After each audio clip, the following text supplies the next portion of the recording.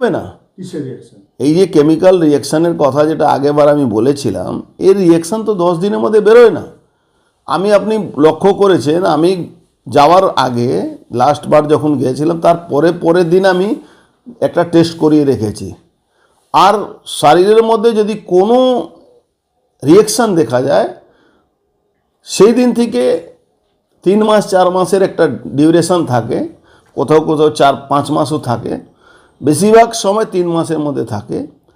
তাহলে তার একটা রিয়াকশান বোঝা যাবে। এই জন্য এটা আমাকে কোর্টে যেটা প্রমাণ করতে হবে, তার জন্য তো আমাকে টেস্ট করাতে হয়। আজকে যে যাচ্ছেন, কালকে কি তাহলে গতকাল কি টেস্ট করেছেন কিছু মেডিকেল?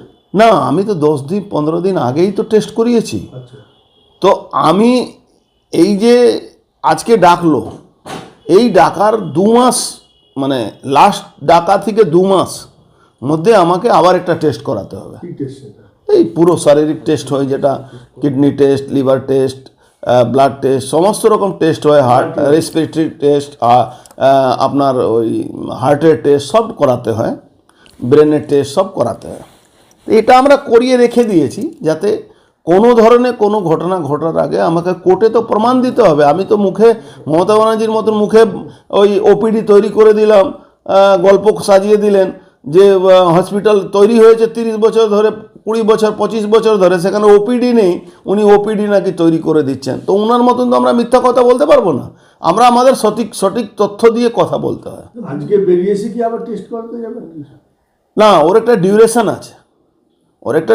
আছে, এক মাস।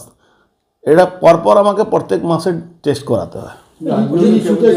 বারবার ডাকা হচ্ছে ইস্যুটাই ভিত্তিহীন, 4 ঘন্টা সময় নষ্ট করা। আমি তো আগেও বলেছি কি 4 কোটি টাকা দুর্নীতি করে আমাকে লজ্জা দিচ্ছে এই সরকার। 400-500 কোটি, 4000 কোটি টাকা বললে তাও একটা সম্মানের ব্যাপার থাকবো। রাজনৈতিক প্রতিহিংসার জন্য এরকম হচ্ছে? টোটালি রাজনৈতিক প্রতিহিংসা। রাজনীতি প্রতিহিংসা করে নেকেড হয়ে যাচ্ছে। রাজনীতিক প্রতিহিংসা করে কোনো লাভ হলে তাও একটা ব্যাপার থাকতো, কোনো লাভও হবে না। আর সারা বাংলার মানুষ দেখছে যে মমতা ব্যানার্জি সরকারের মধ্যে দুর্গাপূজা পান্ডাল ভেঙে দেওয়া হচ্ছে, মূর্তি ভেঙে দেওয়া হচ্ছে, কালী মন্দির, কালী পুজো ভেঙে দেওয়া হচ্ছে, ছট পুজো করতে দেওয়া হচ্ছে না, গঙ্গা আরতি করতে দেওয়া হচ্ছে না, তার জন্য কোর্টের পারমিশন লাগছে। আর সাধারণ যারা কর্মী আছে, যারা বিরোধী দলের সদস্য আছে, তাদেরকে মিথ্যা মামলা জড়িয়ে তাদের উপরে হেনস্থা করার চেষ্টা হয়। দেখুন, মানুষের সময় যখন খারাপ আসে না, তখন এইসব নিয়ে শিক্ষা নেয় না। তো সময়টা খারাপ আসছে, এইসব বুদ্ধি নাশ হয়ে, ওটা আমাদের একটা কথা আছে না বাংলাতে, কি বিনাশকালে বুদ্ধি নাশ।